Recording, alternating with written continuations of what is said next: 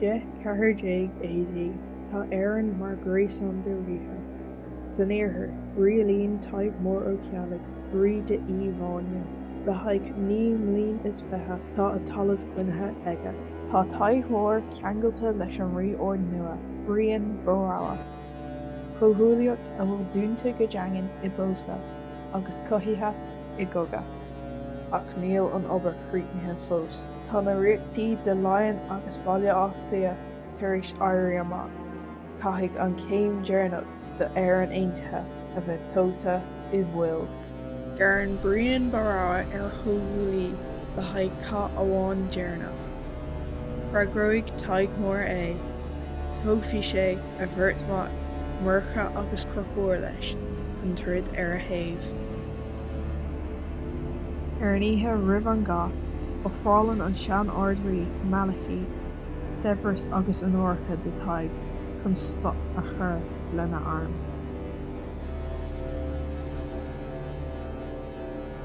Ach dúiltíonn Tadhg Mór léitar na FhirFhiáine Chonnacht ar arm, ní bhrispí siad a bhacu. Ní shríochfaí mé mo híseach.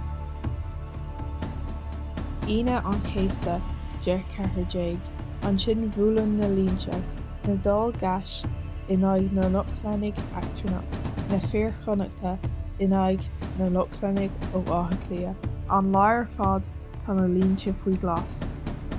Gan tactic, gan marcra, Staidirí cosóháin ag teasca bun na bun, téide daoine ag lúsca.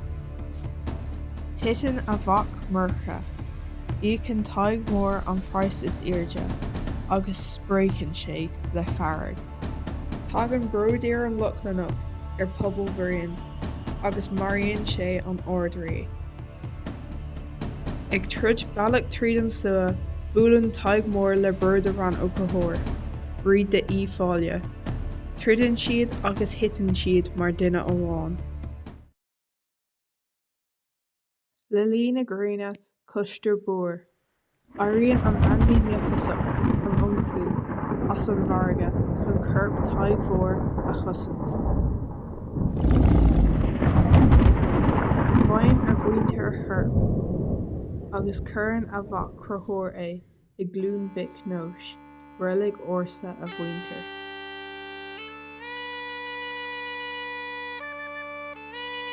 Ón lá sin tá an ionchú ar suaitheantas duine I cheallaigh, agus tá aithne ar Tadhg Mór mar Tadhg Chath Bhriain, Tadhg Chath Bhriain.